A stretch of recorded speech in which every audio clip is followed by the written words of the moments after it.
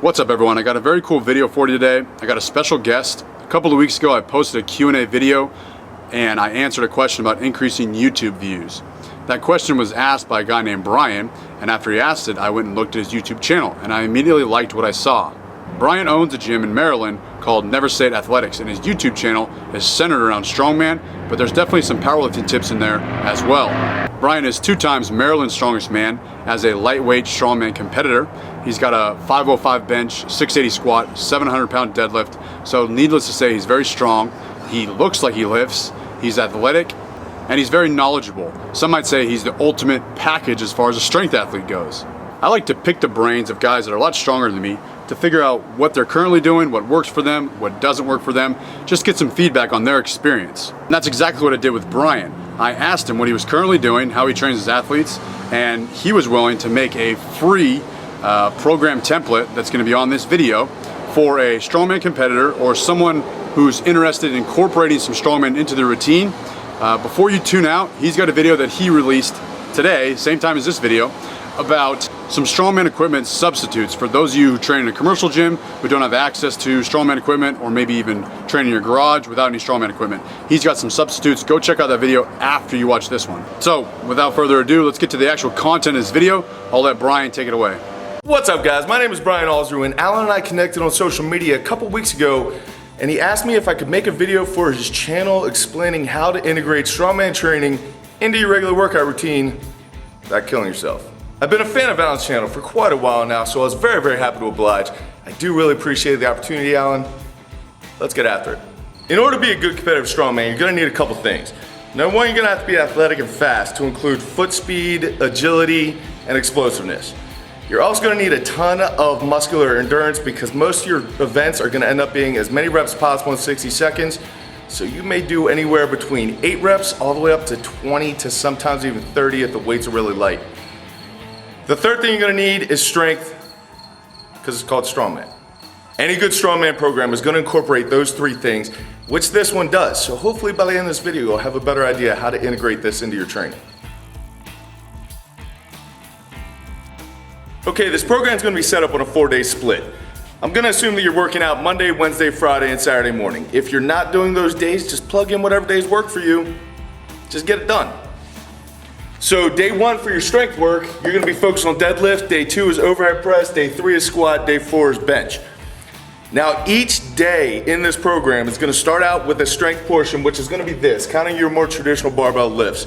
Then there's gonna be an assistance period where you're doing any lifts that work on the weak point of your main lift.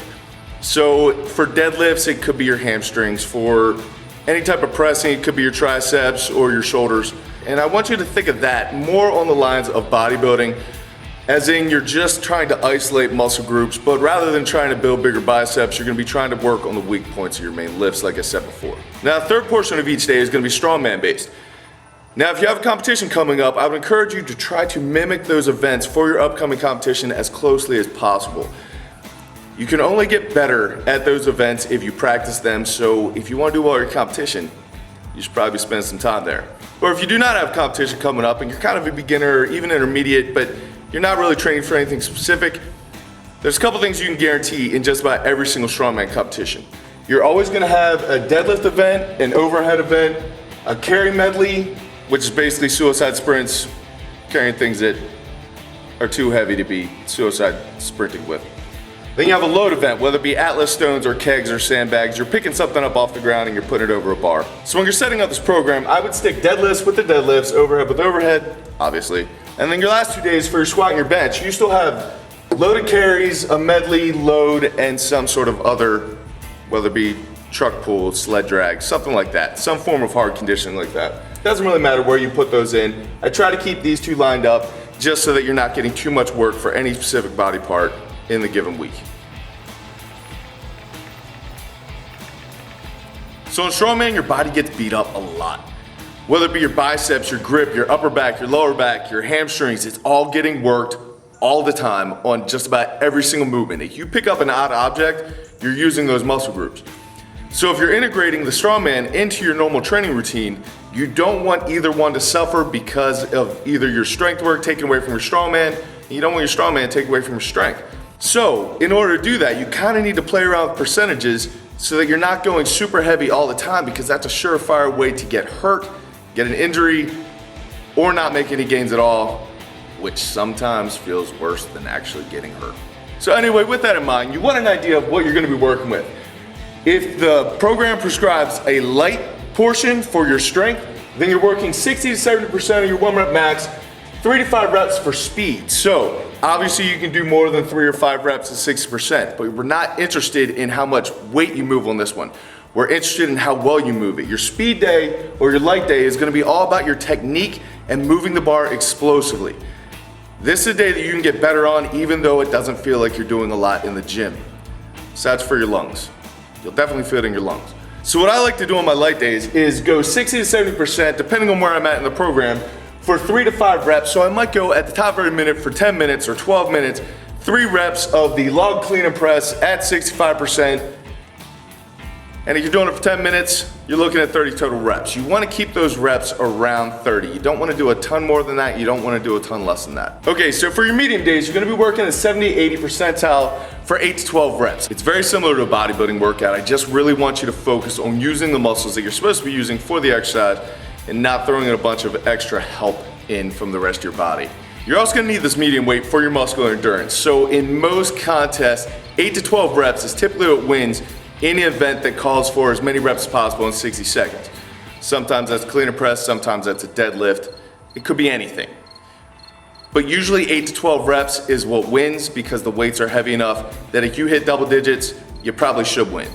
If a bunch of people are in double digits, the weight was probably a little light, that's on the promoter. And then of course you're gonna need your heavy days, which is working in the 80 to 90 percentile for 1 to 3 reps. And you're looking for probably no more than like 12 to 15 total reps here, especially as you get closer to this 90%. At 80%, you can get away with more volume. That's not super, super heavy. You're looking probably like 15, 20 total reps there. But in 90, you want to drop that down significantly. Otherwise, your CNS is going to get fried and you're not going to be any good for anything. So we're going to take these different intensities. We're just going to plug them into the strength, the assistance, and the strongman portion of each workout for each day, so that you're never hitting heavy deadlifts on the same day that you're hitting heavy car deadlifts, because that's gonna stick you in a deficit, and the best thing to do when you're in a hole is stop digging. Your CNS can't handle that much volume at that heavy a weight, so we need to kind of undulate it or float it around so that it works out, so that you can heal. You don't need to take a break off training. You feel like you're getting work done, and you improve.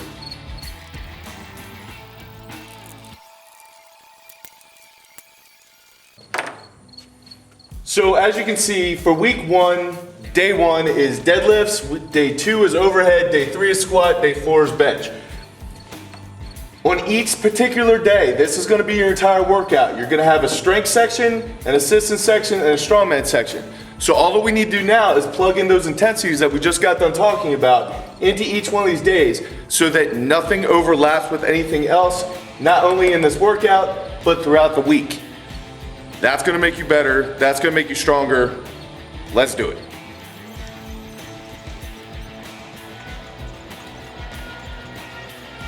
All right, I'm gonna explain all this to you, but here is the spreadsheet so that if you guys wanna pause this, print this out, take a look at it, copy and paste it, do whatever you gotta do so that you have a clean version sitting in front of you so you can understand what I'm talking about. Go ahead, I'll wait. Okay, so this should be a lot easier to read than my actual handwriting up on my board. I would encourage you guys to start at the lowest percentages possible, whether it be 60, 70, or 80 for your different intensities. And then every 3 weeks, you can just recycle this. And you can either add 5% to each one of your lifts, or you can add, let's say, 5 pounds to your upper body, 10, 20 pounds to your lower body, and just keep running it until you're no longer making progress.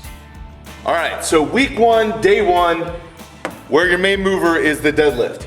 So for your strength work on the deadlifts, you're gonna be hitting something heavy. So let's say 6x2 at 80%.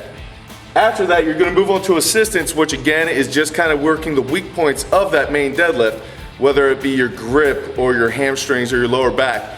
But you're gonna be picking a couple exercises here for your assistance, hitting it at medium weight. So you're looking in the 70 to 80 percentile kind of range. And your strongman work for the day is gonna be light. So maybe you pick farmer's walks at 6%, top every minute for 12 minutes, you carry them 50 feet.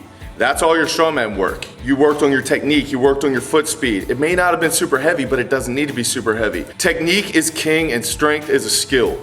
This is your chance to get better at the actual lifts on your light days. When you move on to day 2, you're looking at a light overhead press. So again, short rest periods, low weight, low to moderate reps, moving it quickly. So maybe you feel like your shoulders didn't get taxed enough, so when you move on to your assistance work, that's gonna be heavy. I would move on to something like Z presses for 5x5, along with working some for your upper back, something for your core, probably something for your triceps.